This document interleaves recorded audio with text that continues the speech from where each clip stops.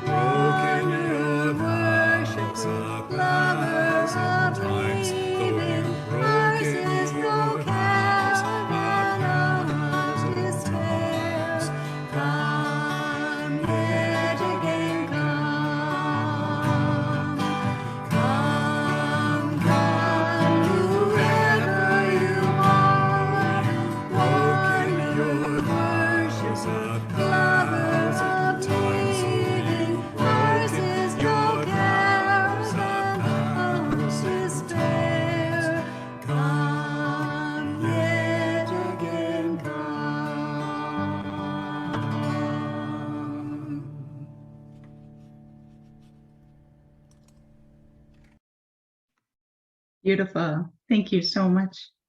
So I have just a few announcements. The first is that this weekend is the semi-annual general conference for our friends with the Church of Jesus Christ of Latter-day Saints. Their events this weekend are open to everyone. Let's see, so it's all available online. There won't be any attendance at the Tabernacle in Salt Lake City. So some of our LDS friends aren't with us now because they're at that. But then if you'd like to attend any of the events, including concerts and such, that'll all be online. It's also happening later today and tomorrow. So I'll put the link for that in the chat. And then also our Women Mystics Across the Ages series is going beautifully. So far, we've talked about Hypatia and Srimala. Our next one will be on Wednesday, October 13th from 7 to 8:30 p.m. Pacific Daylight Time. I will be studying Rabia, the Iraqi Islamic Sufi poet and teacher and counselor. And for folks who have been to those, they're just amazing. Harold Rosen seemingly knows everything in the world. And these are just really such great talks. And if you can't make it on Wednesdays, we record them and put them up on the website. Oh, but I'll put the Zoom link for it here. You can find the Zoom link for this when it takes place on our website, but I'll also put it here if anyone's interested. And I think those are the only announcements I have right now. Does anyone else have any other announcements or anything they'd like to share with the group?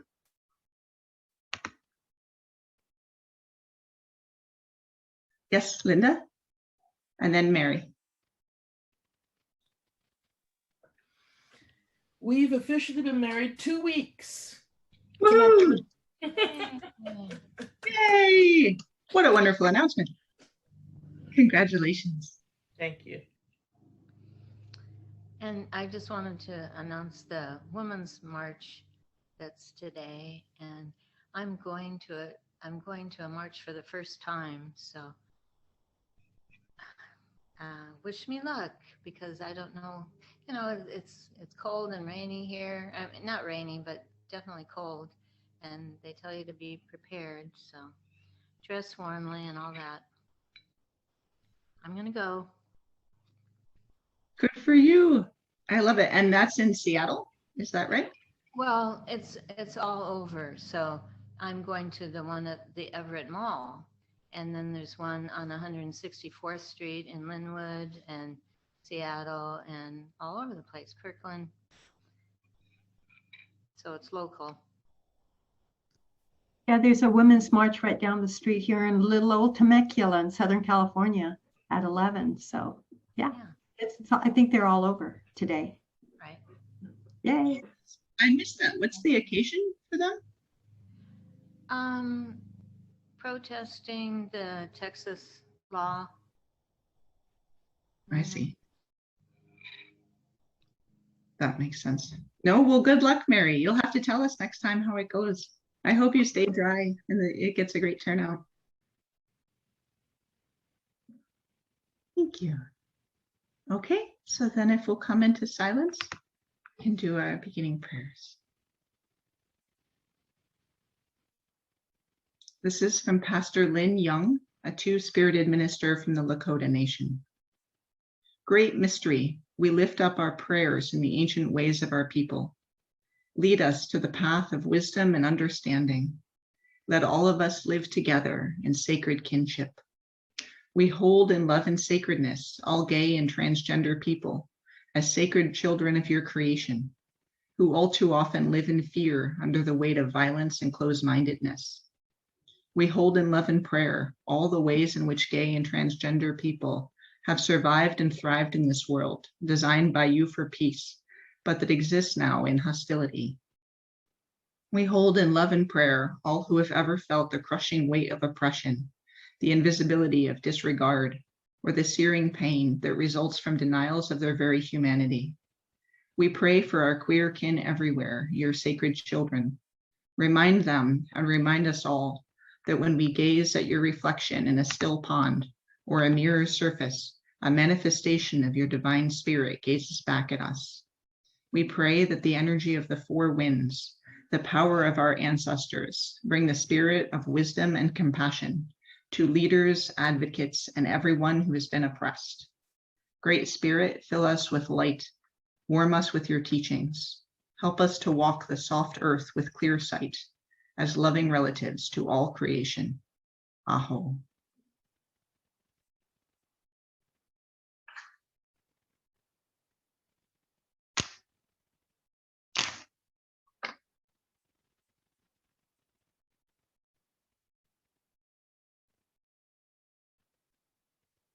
Loving God, in your wisdom, you created a world rich with diversity. Give us the courage to live boldly into the mystery of that diversity, the strength to persevere in the face of adversity, and the power to love in ways that go beyond understanding.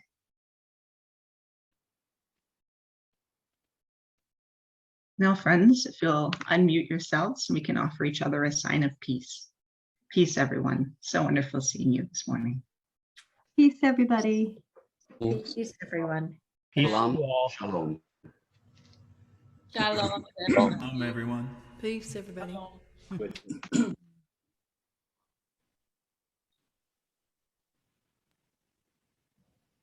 Peace. When you're ready, let us sing.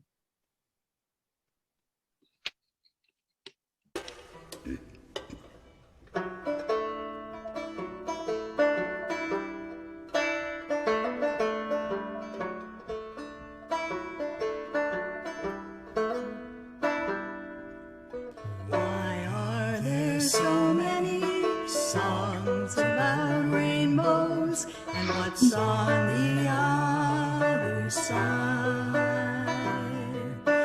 Rainbows are visions, they're only illusions, and rainbows have nothing to hide. So we've been told, and some choose to believe it, but I know they're wrong. Wait and see. Someday we'll find it, the rainbow connection, the lovers, the dreamers, and me.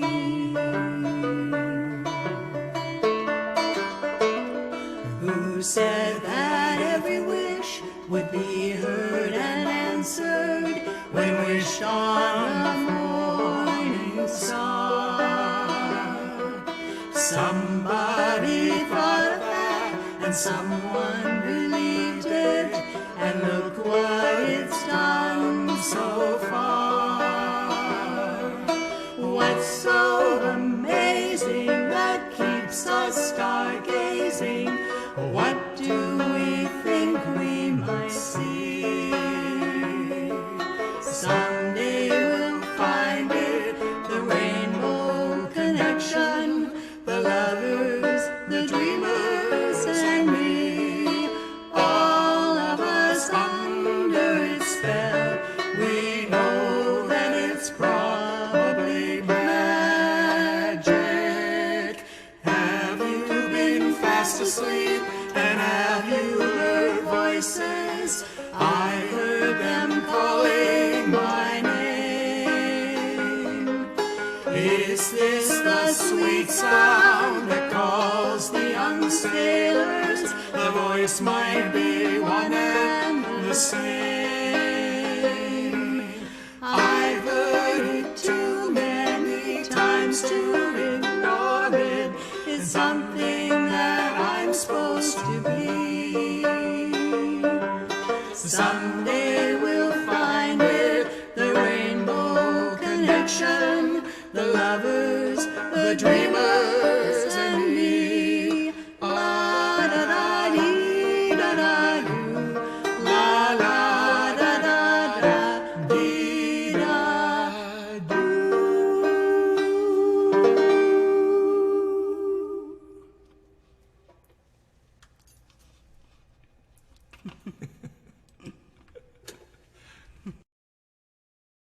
How fun was that? That was wonderful. Thank you so much, Bruce and Cheryl. So excellent.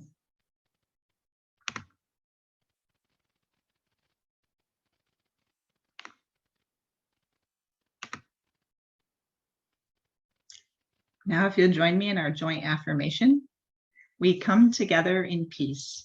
We sing together in joy and with love. We worship together in one house, a house with names beyond number. Our paths are many, our beliefs are as leaves, and the tree that we cleave to is nourished by the light of compassion, justice, and mutual respect. May our lives, our beliefs, and our actions help to bring about the world of love we all seek, and let it begin here.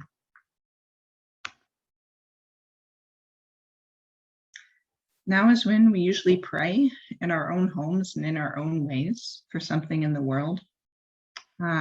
Just here on Thursday, up in Canada, we had the first National Day of Truth and Reconciliation. It's also Orange Shirt Day, honoring all the children who were taken to residential schools and all the survivors and those who have been through residential schools. I had sent this out in an email, but I was pondering this in my Buddhist tradition. In our tradition, we talk about how there are 3 poisons, and these are considered the reason for all suffering. So it's the poisons of ignorance, of greed, and of hatred. So ignorance is this kind of delusion that we have about the world. Greed is too much attachment, too much clinging to things, and hatred is too much aversion to things. And all of these are why we're in suffering. And thinking about that with why those of us who are settlers here on Turtle Island, what we have brought and done to our Indigenous neighbors and friends over the last several hundred years, and how it's rooted in these poisons, at least from my perspective. So I would suggest if we could take a few moments to just sit quietly and think in ourselves, notice where we have these poisons and how they contribute to the suffering that we inflict on our Indigenous neighbors. Where are we still ignorant? Where are we still having too much greed? And where are we still showing too much hatred and aversion? And what can we do to overcome these so we can really stand in solidarity with our friends? Let's take a few moments for that now, friends.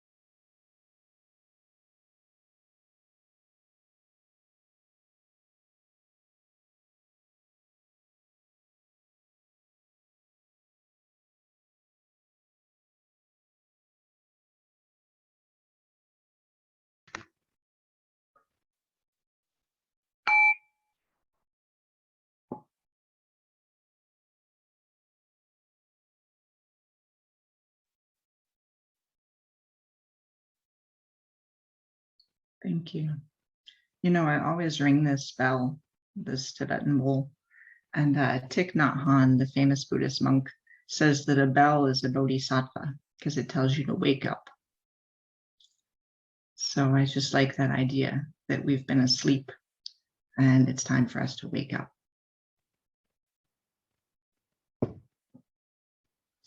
And one final thing before we move on is in the chat, I'm going to put this link. It's the link to the 94 calls to action by the Truth and Reconciliation Commission. And so once we are a bit more awake, if we take some time to look through those and see what we can do to stand in solidarity, that's kind of, I think of it as the spiritual work, where you do the work in yourself to open up, to have proper compassion, but then you also do the work in the world to help bring about justice. So how do we do both of those? So thank you.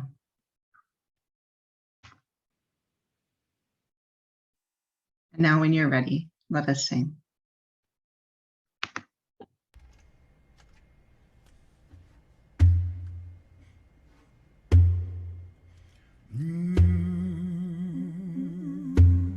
We are all one people. We all come from one creation way on high. We are all one nation under one great sky, you and I. We are all one people. We are all one color in her eyes.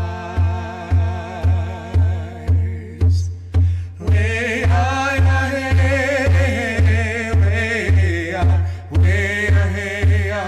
way way oh, hey, way oh, hey, hey, hey, yo. We are all one people. We all come from one creation way on high. We are all one nation under one great sky, you and I. We are all one people. We are all one color in his eyes. Way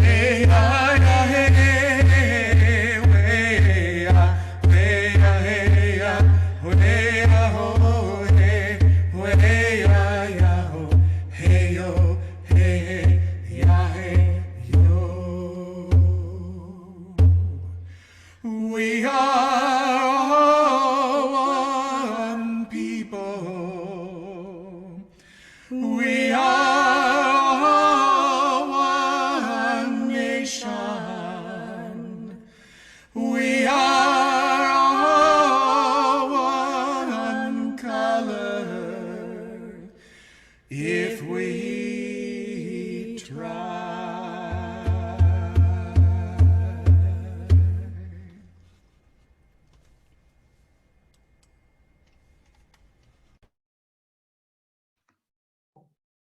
So beautiful. Thank you so much, Bruce and Sharon.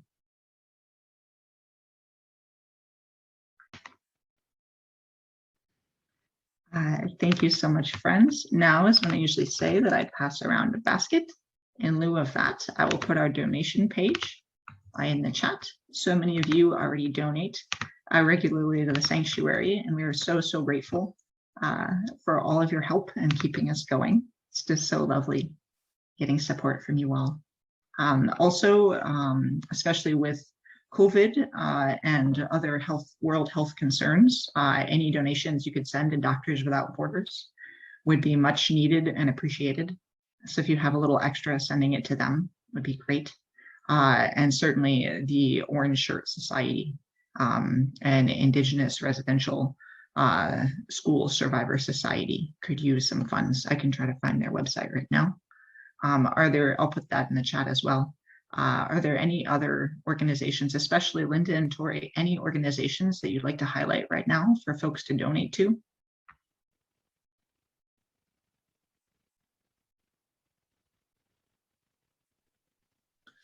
Well, last night, Tori and I were at the Rainbow Refugee fundraiser at the Terminal City Club in downtown Vancouver. And they were highlighting the fact that in their work, we're supporting families and people who are trying to flee from some of the countries where 69 countries, in fact, we'll talk about that a little bit, are still experiencing challenges. Still, 69 countries are criminalizing LGBT to us. Let's just call them the queer community is experiencing some huge injustices worldwide still. I can't get the images of people being dropped out of apartment buildings by their heels in Iran, and 3-4-story apartment buildings. And anyway, just that kind of thinking is still out there. And I saw a t-shirt the other day that said a shift in consciousness starts the change. So I'm very grateful for Interfaith Sanctuary highlighting the changes that still need to be made and supporting that shift in consciousness. No. Thank you so much. And now let us sing.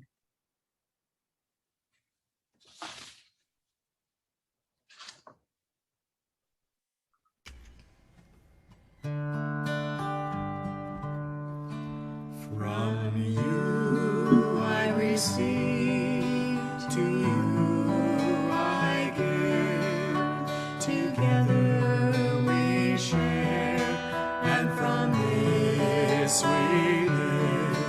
From you I receive, to you I give. Together we share, and from this we live.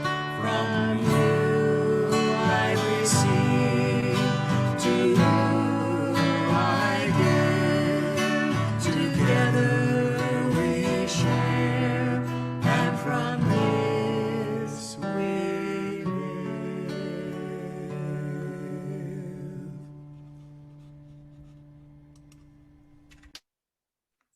Thank you so much, Bruce and Cheryl.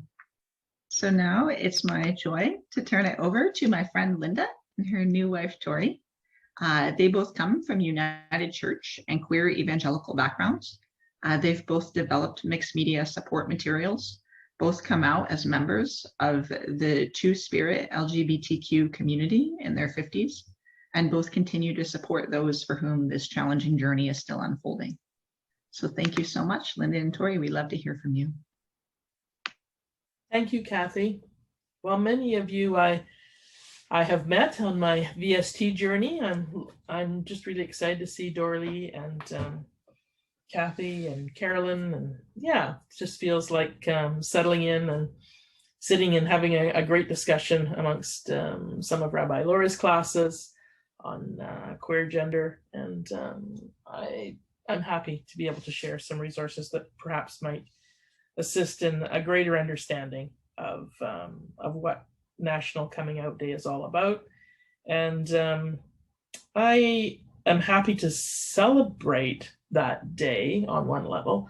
And on one level, I'm thinking the celebration of it is painful. So for me personally, I think that it underscores the personal action that's still required to move political action forward, and we still have a long way to go.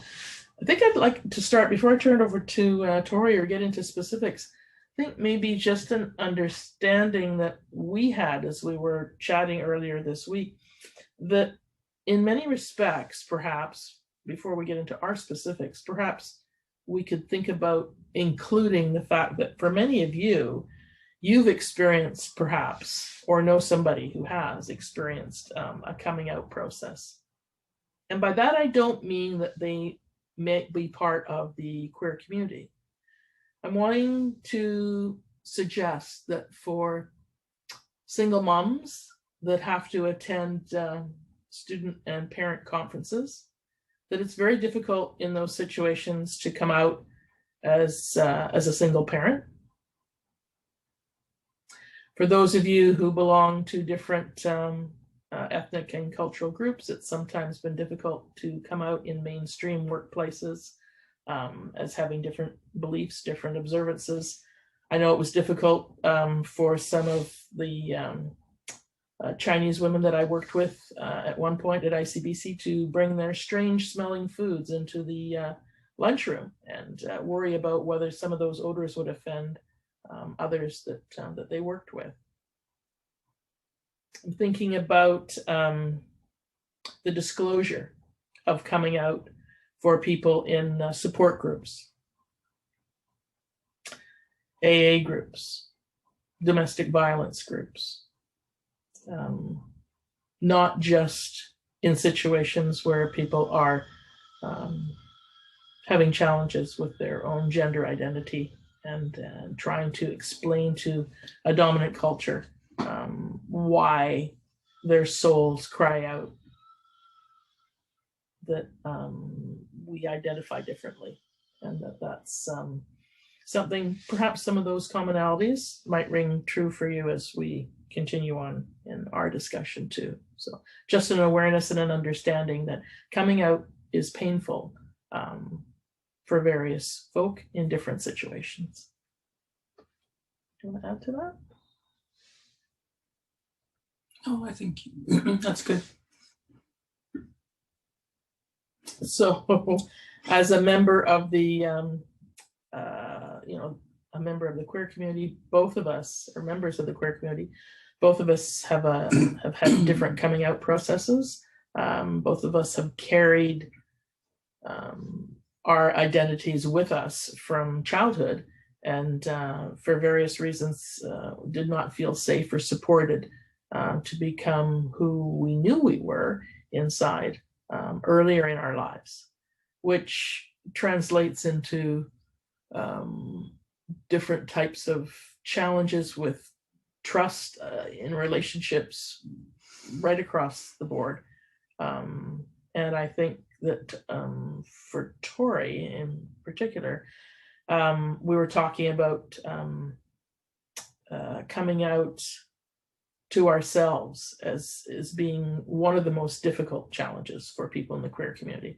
It's certainly difficult to disclose your preferences within the dominant culture, but that starts with your own homophobia, to be perfectly honest. So I think people who come from queer community, the greatest homophobia they will ever face is their own in many respects.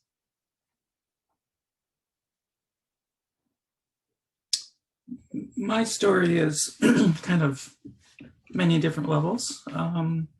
In my family, we went to Anglican churches, Baptist churches, Evangelical free churches. We have a Methodist background. We have Plymouth Brethren background. So I'll just put that scary thought out there. Right-wing Christian evangelicals. We're not. We're actually very, well, we've always voted NDP, very liberal-minded in my family. And when I came out to my parents, my coming out, I said, there's a medical problem in the family. And they said, oh, is it your two sons? And I said, no. Oh, they said, was it my previous wife? And I said, no, she's okay. It's myself. I have a medical diagnosis, and there's medical procedures and medications, and it's a process. And I said, what it is for me is I have a female brain in a male body. And they said, oh, well, what can I do to help you? I said, love me, include me. that was my coming out. And I have a work coming out story too. Go ahead. My work coming out story was I was working for a General Motors dealership in the parts department. And I'd worked there for 15 years. And I came out to my boss after about 2 years of deliberating what I was going to say, because I could end my career and my job, destabilize the house financially, emotionally. It was a lot of great loss possibility. And I hung on to the very last bit by my fingernails to the edge of the cliff before I finally let go. And I realized in this process that each time I stepped forward with trust, there was something there to step forward onto in the invisible, the unseen. It was supporting me. So I went to my boss and I said, hey, I need to work as this other person. This person's name is Tori. And he said, well, I have to go to my bosses and find out. And he did. And he went to the owner of the dealership. And the owner of the dealership said, well, I'm concerned about business, but I go to a welcoming, affirming, inclusive church. 15 years I've been working for this owner of the dealership that went to an open, inclusive, welcoming church. I never knew. So God, higher being, had me in the right spot for my next step. I never knew that. And by and large, most of the people at work have been very inclusive and very welcoming and interactive ever since. And customers as well, on the phone and in person. Chris at the wedding. And I actually invited my boss to our wedding.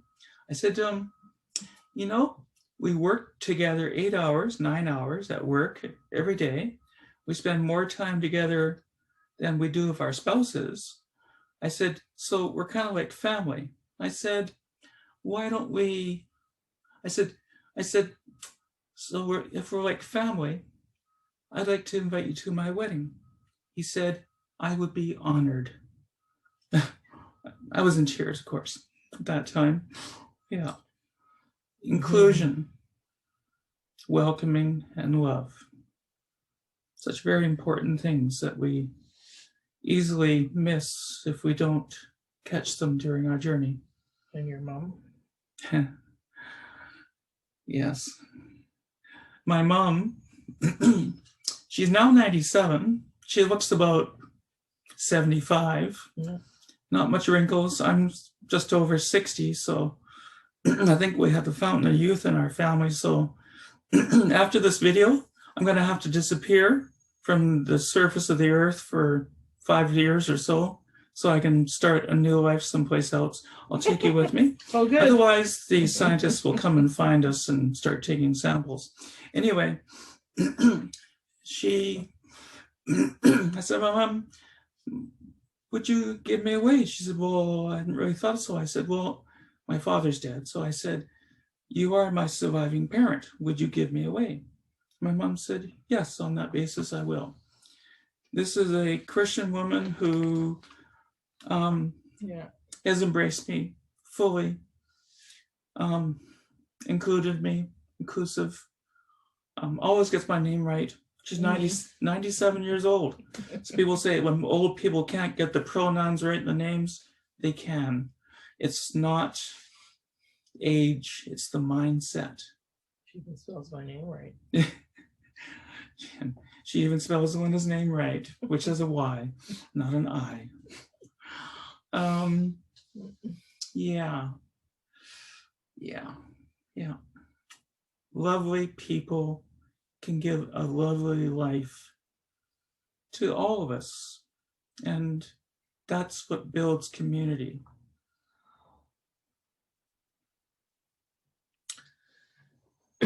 One of the things I was thinking about last night at the Rainbow Refugee evening that we were at, and Kathy, I'll make connection, at another time with that leadership. But I thought to myself, and have thought to myself, which is the wonderful thing about Interfaith Sanctuary, is that for people from different spiritual awakenings, different backgrounds, feeling, and I know for us as members of a queer Christian community, that oftentimes people think, well, how is that possible that you can be both?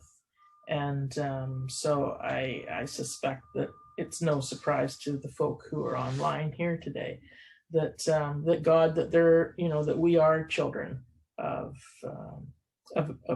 that come from love, and that love might represent itself differently for each and all of us. But the source of love is the source of love. And I was thinking last night that how many people in that room would have loved to have had a connection perhaps with their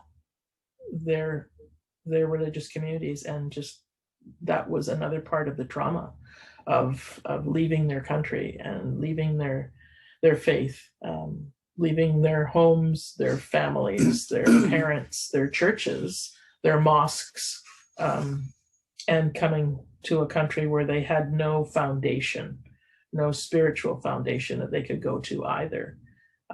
So I think that's a really important, I was talking to one of the participants at our table about that. He wanted to know more about Interfaith Sanctuary.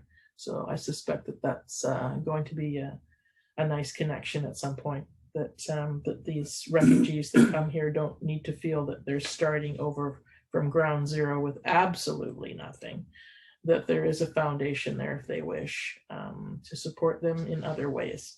And I think that that's a beautiful place to be. We'll continue to support both organizations in that way with resources and supports. Very important for families, very important for those who are coming out. And oftentimes it's that shift. Any kind of change is sometimes prompted by trauma. It could be the loss of a child or a spouse. And so those kinds of awakenings, those opportunities to have your bell rung, Kathy, is important then to be able to find the resources you need to embrace your true sense of self, your soul, the origin of that, and the love from which it came, that which birthed us to begin with. Danny, the organizer of this evening last night, he mentioned that when he came up to his mother, he was not accepted. And so for a few years, he put up with the verbal abuse. And then 4 years ago, he left and came to Vancouver and has been building his future. He's got a great career. He's a writer. He's got a husband. He's got a place to live and a beautiful country. And yet the protective walls he put up between him and his mom, he's had to maintain. And 3 months ago, she died. This person who was supposed to love him, he was supposed to have a relationship, Greatest love, died without repairing. Yeah. I made some quick little notes. They're in point form, so I'll just read them in point form again. National Coming Out Day. To reveal or not. Is it better for the soul to reveal? There's possible great loss, but possible gain. We need to reveal our trueness, our truth.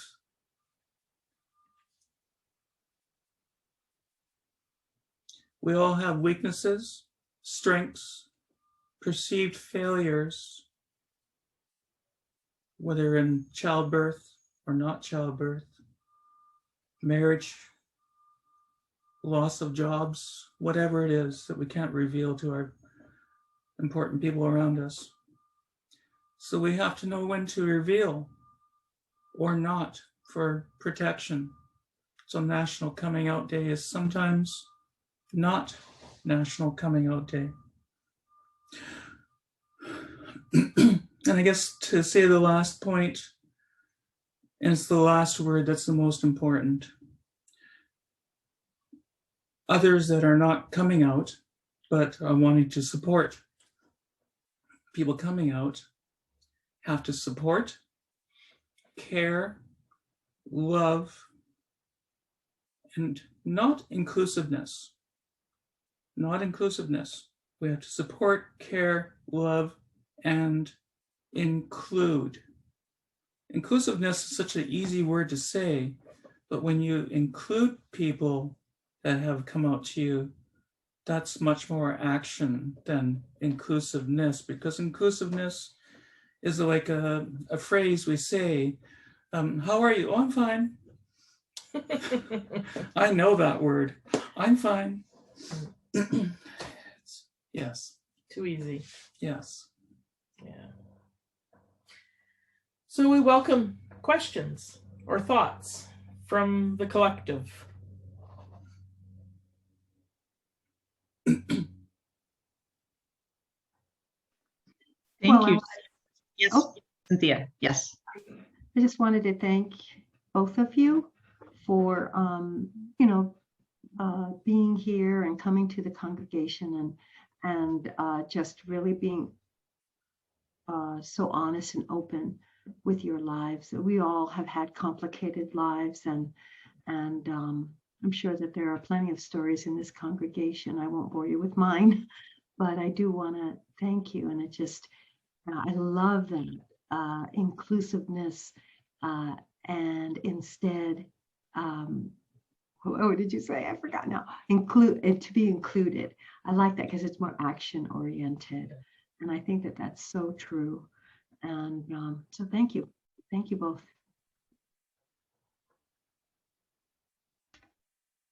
I think Bruce and Cheryl have one more song. So how about, if it's okay with folks, if they do their final song, we'll do a closing prayer. And then if anyone has to go, they can, but otherwise we can chat more with Lynda and Tori. Does that work? Lynda?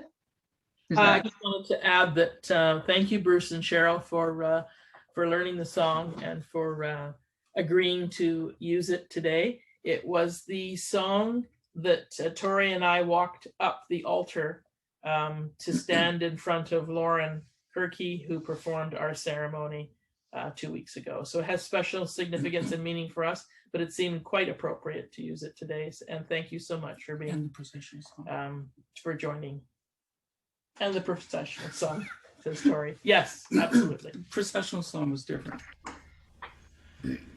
This is a beautiful song. Thank you for the suggestion. We made a couple of small language changes just to, suit the theme. It's a beautiful, beautiful piece. Love can build a bridge. I'd gladly walk across the desert with no shoes upon my feet, to share with you the last bite of bread I had to eat. I would swim out to save you in your sea of broken dreams. When all your hopes are sinking, let me show you what love means. Love can build a bridge between your heart and mine.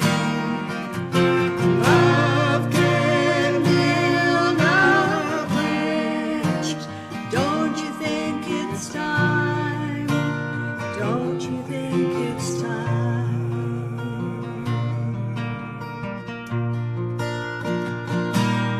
I would whisper love so loudly every heart could understand, that love and only love can join us hand in hand. I would give my heart's desire so that you might see. The first step is to realize that it all begins with you and me. Love can build a bridge between your heart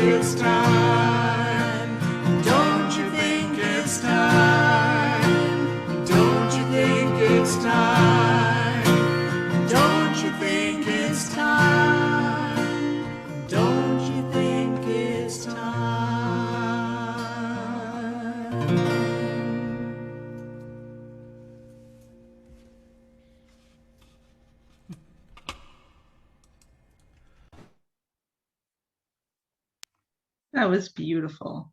What a great choice. Thank you so much, Bruce and Cheryl. You're hitting it out of the park this week. Thank you. Friends, let us go forth in love, with including each other, being open to one another, feeling free to either come out in different ways or not, but knowing that whatever we choose, we are beloved and we're always welcome in this community. Thank you so much.